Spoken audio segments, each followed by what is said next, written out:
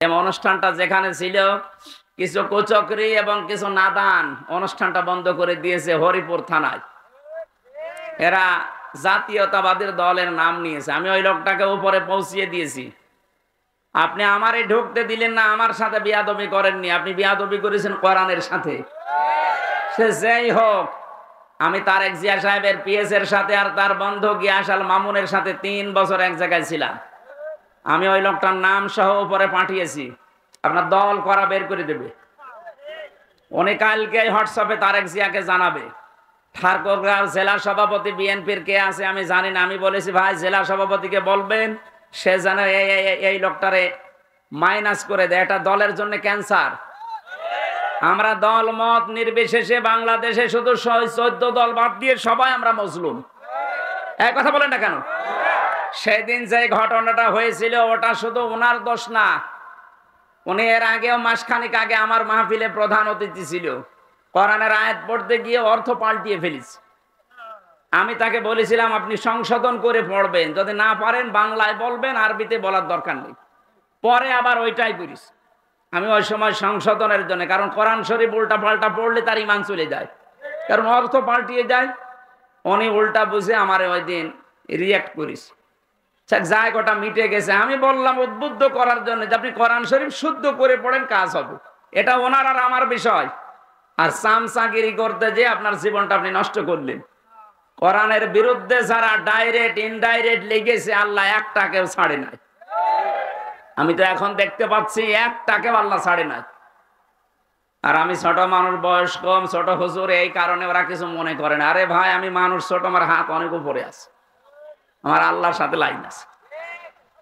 মুসাফির অবস্থায় আছি, মাজলুম অবস্থায় আছি, বর দোয়া করতে বাধ্য করবেন না।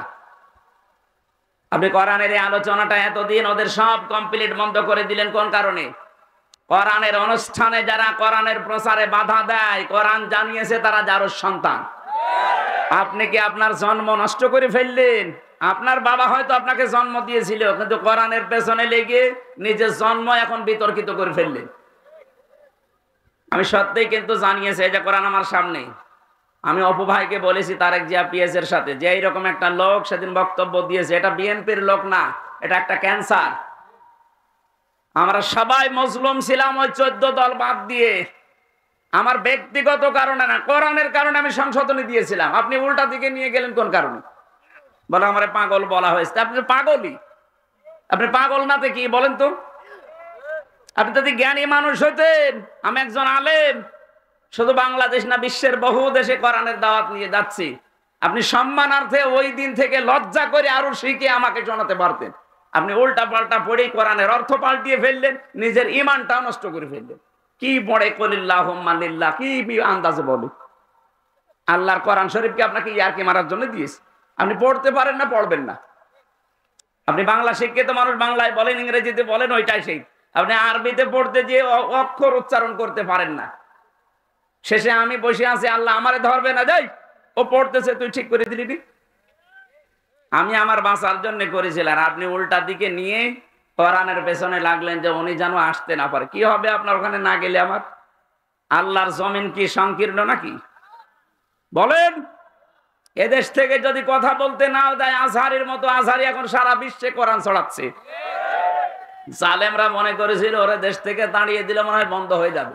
আমি কয়েকদিন আগে সিঙ্গাপুর, মালয়েশিয়া, থাইল্যান্ডে ছিলাম। বিভিন্ন দেশে এখন মানুষ তাকে নিয়ে যাচ্ছে কোরআনের কথাগুলো শোনার জন্য। এক দরজা বন্ধ হয়ে গেলে 1000 দরজা আল্লাহ খুলে দেবে। হরিপুর বাংলাদেশে একটা থানা, এরকম 630টা থানা আছে।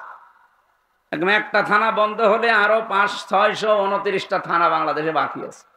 আর এ দেশও যদি নষ্ট হয়ে যায়, এ দেশের পরিবর্তে এখনো 257টা দেশ আছে পৃথিবীতে। আর সব চাইতে বড় দেশ হচ্ছে বাংলাদেশ। এর চাইতে আমেরিকা 59 ডবল। টের পাচ্ছেন? এরকম বাংলাদেশ 59টা চূড়া দিলে যত বড় হয়, এক আমেরিকা একই এত বড়। ওই দেশে যদি আমি এই যে কয়েকদিন আগে ভিসা পেয়ে গেছি, প্রসেসিং চলছে, যদি চলে যায় বলেন তো, আমার যদি 100 বছরও হায়াত থাকে, তো এই দেশের মতো 59টা দেশ সারা জীবন কোরআন প্রচার করলে শেষ করা যাবে? আপনি বাধা দিয়ে নিজের কপালে আগুন লাগালেন। আমি আজ কয়েকদিন পরে দেখা হবে ঢাকাতে, যে আমি সব খুলে বলবো যে এই লোকটা একটা ক্যান্সার, একে যেন দলে রাখা না হয়, এ থাকলে বিএনপির আরো বদনাম হবে।